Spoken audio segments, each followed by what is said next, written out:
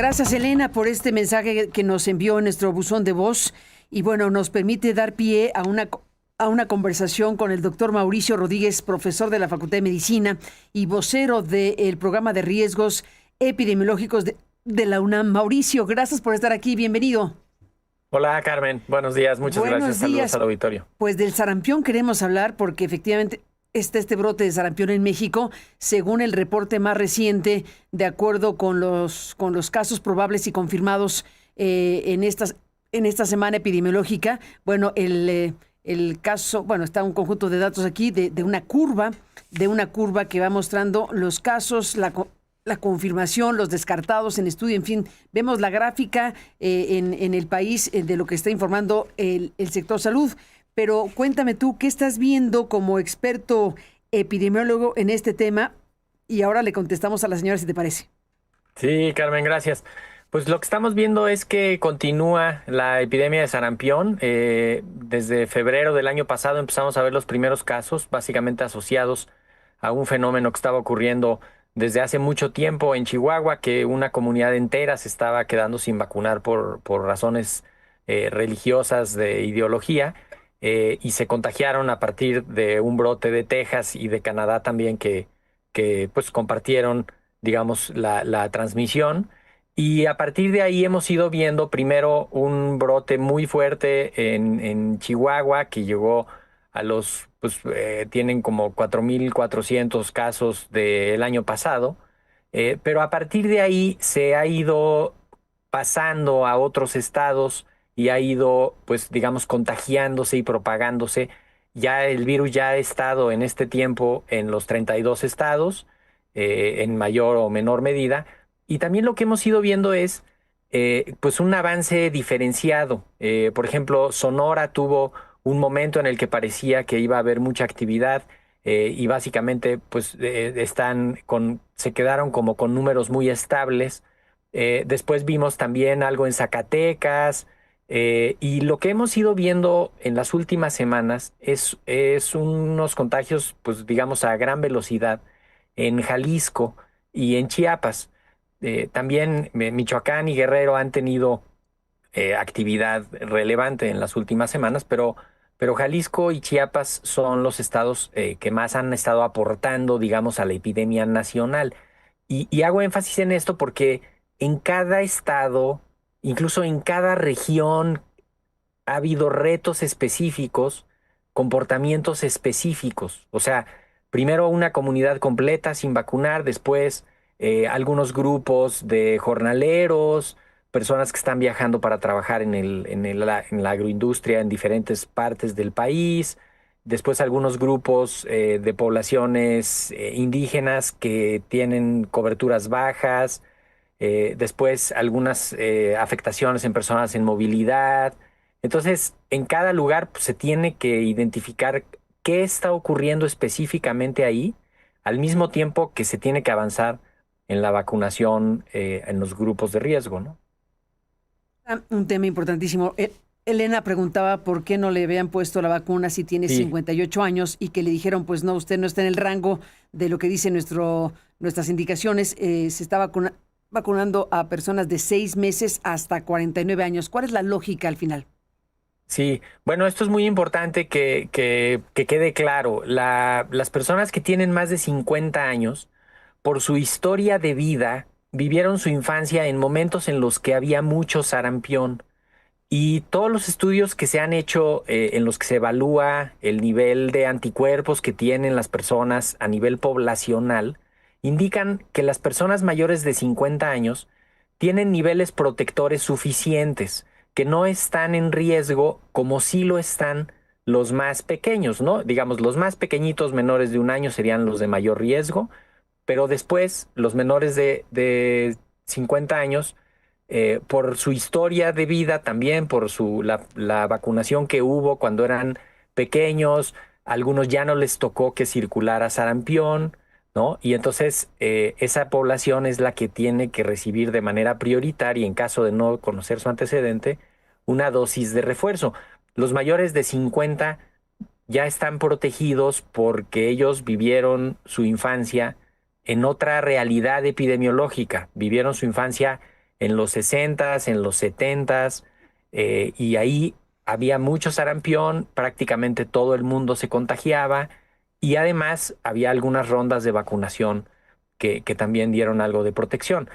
Cuando dejó de circular fuerte el sarampión, ¿no? Después de 1990, pues cada vez ya no había virus circulando tanto y la protección depende en todas esas generaciones ha dependido solo de la vacunación. Entonces, pues las personas que no se vacunaron cuando les tocaba, cuando eran chiquitos, o si alguna vacuna no alcanzó, no llegó, lo que fuera, durante los 80s, los 90s, los 2000s, pues toda esa gente se fue quedando desprotegida y es pues lo que vemos ahorita y el grupo prioritario, ¿no? Los menores de 49 y desde luego los pequeñitos que son los más, pues donde está concentrándose más la epidemia, ¿no? ¿Qué me dirías, Mauricio, sobre por qué nos estamos acercando a ser, o ya somos, un país libre de sarampión? Más bien, ¿por qué nos estamos acercando a perder esa categoría? Exacto, más bien, exacto. ¿Por qué estamos dejando de ser? Perdóname. Sí, ¿Por qué bueno, estamos dejando de hay ser un país sin fenómeno sarampión? regional muy identificado, lo que está pasando en Canadá, Estados Unidos y México, que pues el virus lleva circulando ya prácticamente un año. Esa es la definición técnica, operativa con la que se toman estas medidas, ¿no? O sea, si el virus circula durante un año, el mismo virus circula durante un año, entonces se pierde la categoría de ser un país libre de sarampión. De hecho, la semana pasada se anunciaba también que en Europa 6 países, entre ellos España, Rumanía, Chipre, el Reino Unido, van a perder su categoría también de libres de sarampión, precisamente porque ya tienen pues más de un año con el virus circulando, ¿no? Entonces, lo que está pasando en América del Norte, pues es justamente a partir de unos brotes fuertes que han habido en Canadá, en México y en Estados Unidos, pues el virus ha encontrado la forma de estar circulando prácticamente durante un año. Eso es lo que significa perder la categoría de libre de sarampión, significa que el virus está circulando.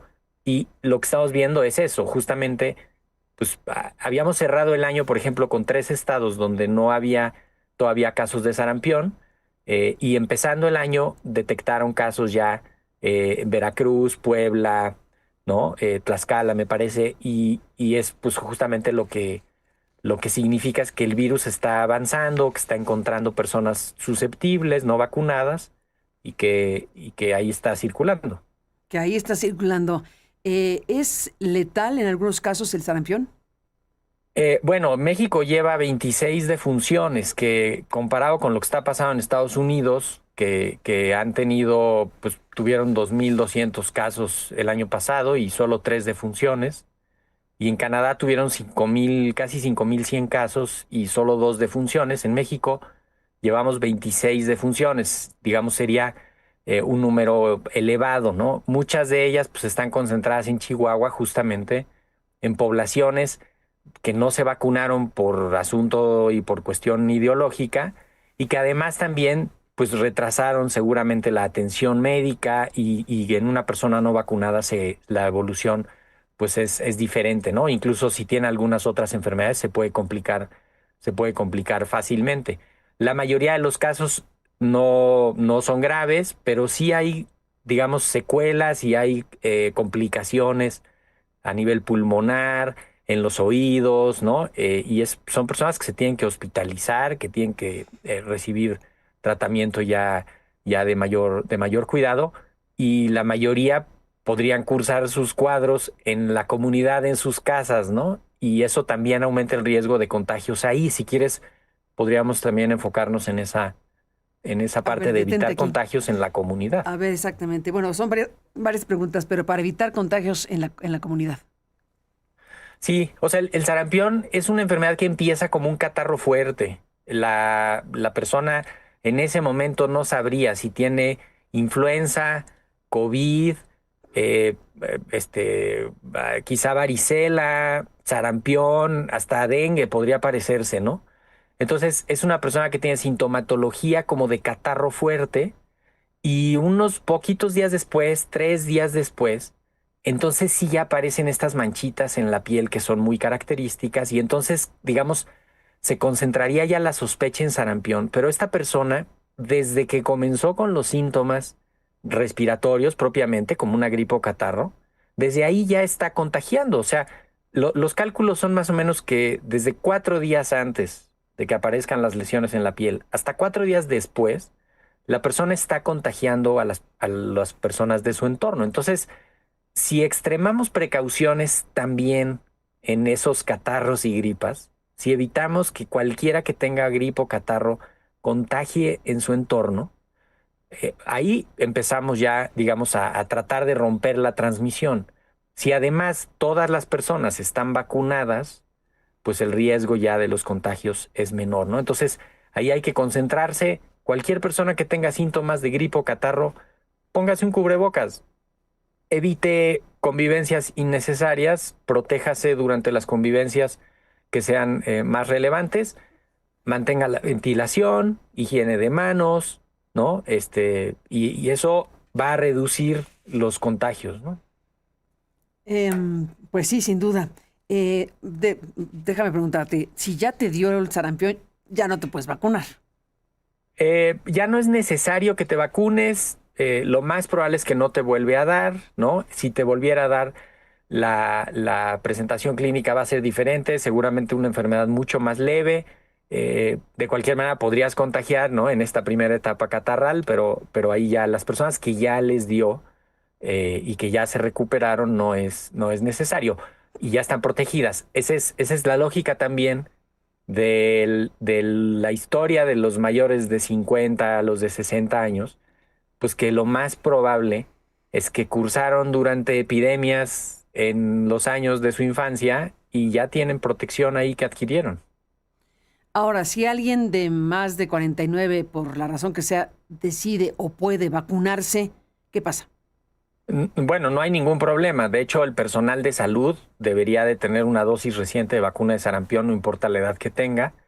El personal educativo también, sobre todo los que están en los lugares donde hay niños y niñas más pequeñitos, ¿no? En las guarderías, en los preescolares, donde pudiera estar un poquito más alto el riesgo en caso de que entrara el virus.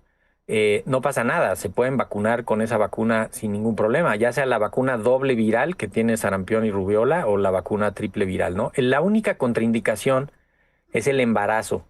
No se deben de vacunar mujeres embarazadas, esa es una de las principales contraindicaciones. Y también inmunosupresión severa, ¿no? Personas que tienen su sistema inmune muy debilitado por alguna enfermedad generalmente avanzada, ahí lo tienen que consultar con su médico tratante y ahí definir pues el riesgo de la vacunación y el beneficio que se está buscando obtener, ¿no? Contó para que México, bueno, los demás países, pero en este caso para México y también los demás países, el hecho de que se dejó de vacunar de sarampión, se redujo la eficacia en los índices de vacunación. ¿Qué pasó aquí? Bueno, lo que estamos viendo es la suma de muchos factores, ¿no? Uno de ellos fue esta comunidad en Chihuahua y en otros estados que se quedó sin vacunar durante muchos años, decenas de años. Se quedaron sin vacunar personas de todas las edades. Y ahí cuando el virus llega a una comunidad así, es muy peligroso porque nadie está protegido, ¿no? Luego lo que ha ido pasando es que en los últimos 30 años hubo variaciones en las coberturas de vacunación, dejando siempre alguna proporción de los que se tenían que vacunar sin la vacunación. Y esto pues va avanzando, se van acumulando, ¿no? Algunas veces se hacían rondas de, digamos, como de puesta al día, y esto fue haciendo que se fueran acumulando personas, decimos, susceptibles, ¿no? O sea, imagínate, por ejemplo, ahorita, los de 20 a 29 años, ¿no? Está más o menos afectado ese grupo de manera importante. Ellos se tenían que haber vacunado hace 18 años, o sea, una persona de 20 años se tenía que haber vacunado hace 18 años, hace 19 años. Probablemente no se vacunó bien, no se vacunó suficiente, no completó su esquema, ¿no? O no había vacuna, o lo que fuera. En ese momento, ese niñito que tenía 2 años, un año, ¿no? no se protegió y luego siguió avanzando y como no había sarampión, pues nadie estaba tan pendiente, siguió avanzando y ya ahora es un adulto joven que tiene historia de no vacunación porque cuando le hubiera tocado la vacuna, ahí no se le puso, ¿no? O porque hubo variación en la protección de las vacunas o lo que fuera. No hubo refuerzos en la adolescencia, lo que fuera. Entonces, ese grupo ahí está también susceptible. Y luego tenemos un grupo importante de la población que se está moviendo mucho. Los jornaleros agrícolas, las personas en situación de movilidad, que no están adecuadamente protegidas por visibles para el sistema, ¿no? No hay un registro de su vacunación, no hay forma de que se pongan la primera dosis en donde están ahorita y luego la siguiente en donde andan en la siguiente. Eso es muy complicado, completar esquemas en esas poblaciones y terminan pues siendo muchos y termina también habiendo ahí pues una proporción relevante de personas en las que puede el virus afectar. Y luego la pandemia, ¿no? Que pues afectó las coberturas en todo el mundo, también aquí en México.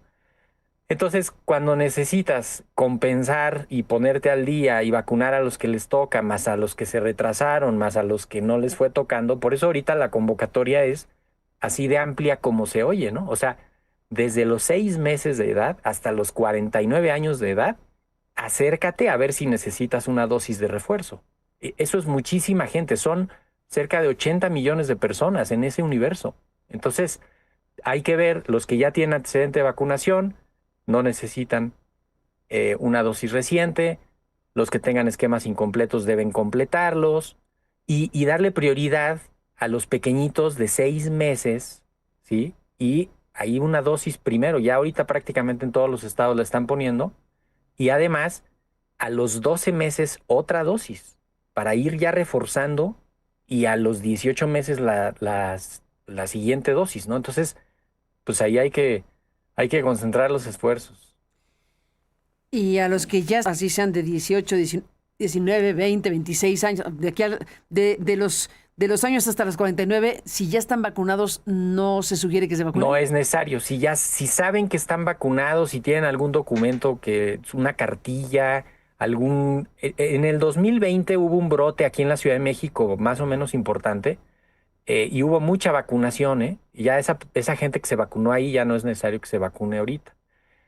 También si en otro momento se vacunaron en los últimos 5 o 6 años, ya no es necesario una dosis de refuerzo. De refuerzo. Bueno, pues ahí está el tema. Ya el gobierno de la Ciudad de México por lo pronto dice que instalará más módulos de vacunación. Para efectos prácticos se requiere vacunar lo más rápido posible, ¿no? Sí, y se necesita avanzar rápido. Estos macrocentros de vacunación, ¿te acuerdas el que se instaló en Ciudad Universitaria en septiembre y luego noviembre? Se junta muchísima gente muy rápido, en pocos días se avanza rápido en la vacunación. Tengo entendido que otros estados están también aplicando algo así de vacunación masiva y es importante estar pendiente de las indicaciones locales porque la epidemia tiene comportamientos diferentes en cada región, ¿no? Por ejemplo, en la mañana más temprano platicabas de Veracruz, que apenas llevan ahorita poquitos casos, pero ya están empezando a avanzar con la vacunación y ya van a empezar a hacer unos cercos de vacunación más intensiva. Eso ya es muy distinto de en lo que va a Chihuahua o de lo que va en Jalisco o en Chiapas. Entonces, sí es importante estar pendiente de las indicaciones locales y voltear a ver las cartillas. Ahorita, voltear a ver las cartillas y evitar contagios. Si alguien tiene gripa o catarro, póngase un cubrebocas, no pasa nada, ya lo sabemos usar, ya lo sabemos comprar, ya sabemos cómo se pone y cómo se quita, ¿no? Y no pasa nada. Y la higiene, ventilación y evitar contagios en la comunidad. Ni más ni menos. Pues, doctor Mauricio Rodríguez, gracias por estar aquí desde la Facultad de Medicina de la UNAM. Te mandamos un abrazo y seguiremos hablando. Buen día. Con muchísimo gusto, Carmen. Un abrazo. Buen día. Igualmente para ti. Gracias por estar en el programa. Acaba de emitir la Organización Panamericana de la Salud una nueva alerta epidemiológica ante pues los casos de sarampión en América y ha dicho que se ha notificado en el año pasado más de 14,000, casi 15,000 casos confirmados de sarampión en países como México, 13 países, uno de ellos México. Nos vamos. Buenos días. Hasta mañana.